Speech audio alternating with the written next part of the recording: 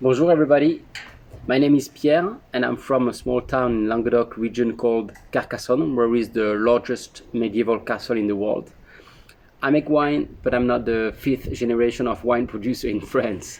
My family is from Carcassonne as well and has had a phytosanitary company for 3 generations, a company that was producing treatments to the vineyard.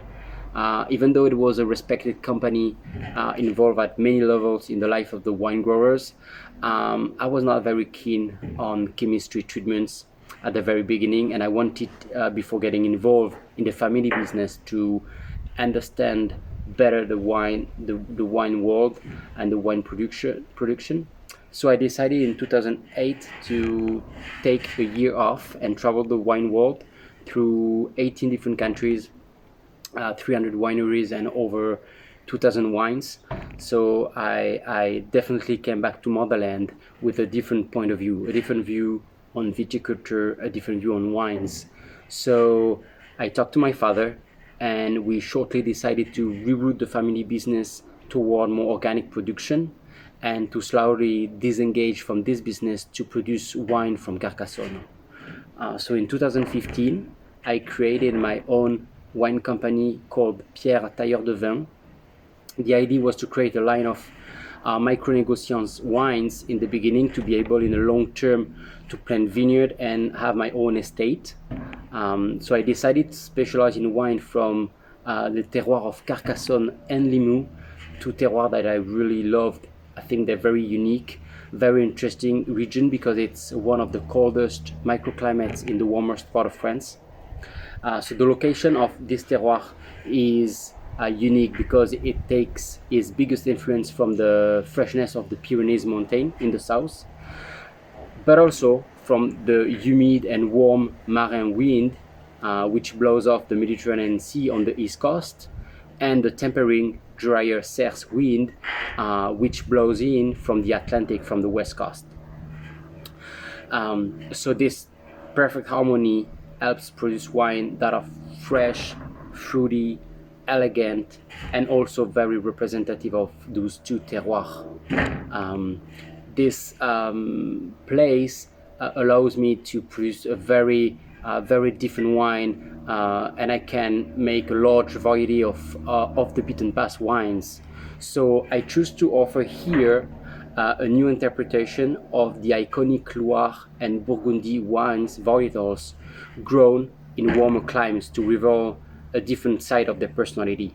So today we're going to taste 100% Sauvignon Blanc, un Chardonnay, Pinot Noir, 100% Cabernet Franc, and we will end with a Blanquette de Limoux, 90% Mosaic, 10% Chenin Blanc to end this tasting.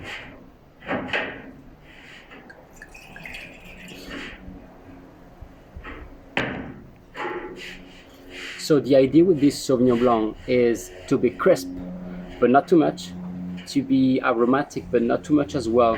The idea is to be right, to get the right balance.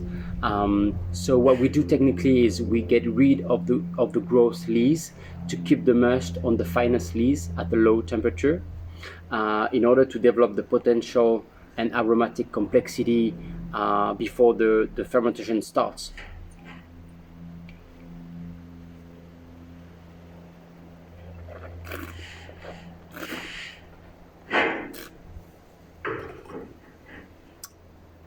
The wine has a real tension and discloses notes of white flour and vineyard peaches.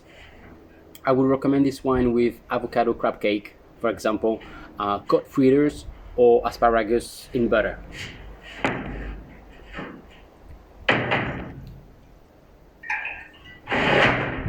Le Chardonnay. So the particularity of this wine is the location of the vineyard, 800 feet above the sea levels, facing the Pyrenees mountains. The cool nights and the warm summer provide to this wine the perfect temperature range to ensuring a healthy maturation of the grapes.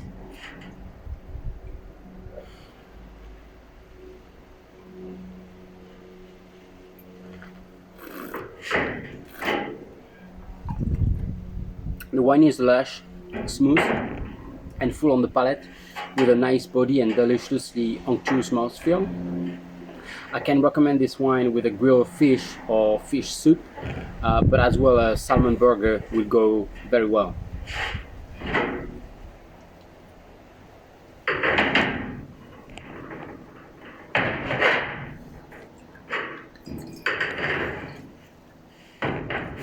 The Pinot Noir. So Pinot Noir is one of the most capricious grape that I know. You have to be very careful on the date of the harvest and also during the vinification process. Once again, the terroir of Limoux gives to this wine the balance that you are expected from a Pinot Noir. And it makes this Pinot very delicate, which is hard to get in the Languedoc, which is too warm for Pinot usually.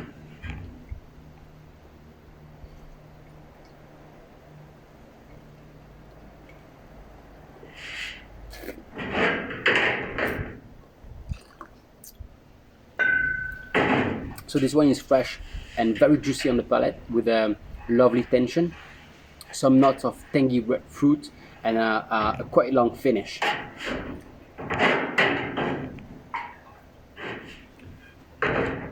So now the Cabernet Franc, 100% Cabernet Franc. Probably one of my favorite wine of the range. Cabernet Franc is usually known in Bordeaux within a blend, or of course in Loire Valley has a pure Cabernet Franc. Here in Languedoc, it's hard to get to find 100% Cab Franc because of its structured tannins. It can be really a big wine. So here our secret is to make the wine smooth and drinkable right away. We age the wine 8 months minimum in a concrete tank with no epoxy inside. So this way the wine has a real exchange with the outside, and we save time on the aging process.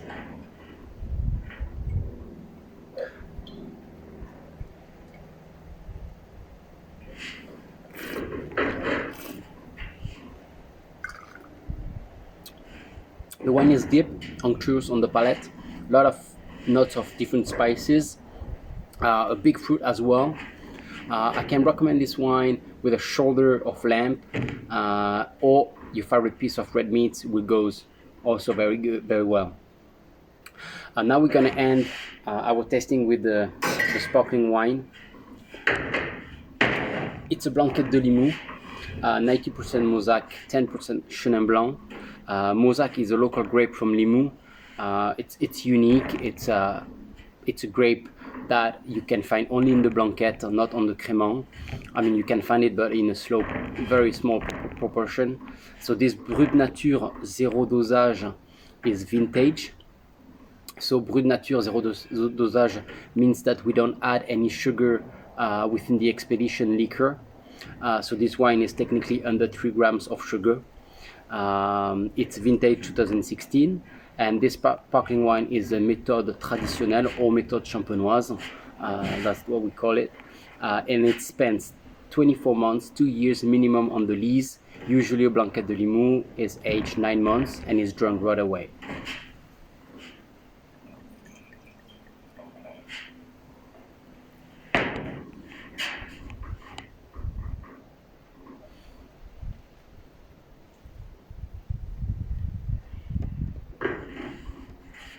A lovely aromatic intensity on this wine, with aromas of pears, white flowers, citrus.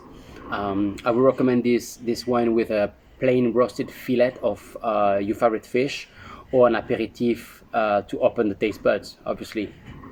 So as I told you before, I'm producing wine under micro negociant structure at the moment, but the goal down the line is to be able to purchase my own parcels and set up an estate to make the wine from my region, from my land, a certain way to give back. So I will need patience, but as you can imagine, it also requires funding. Hopefully today I can get your support by convincing you of the wine quality, and with your help my dreams might come true. So one day I'll be able to welcome you there and show you why Carcassonne is worth the detour. Thank you and have a great day.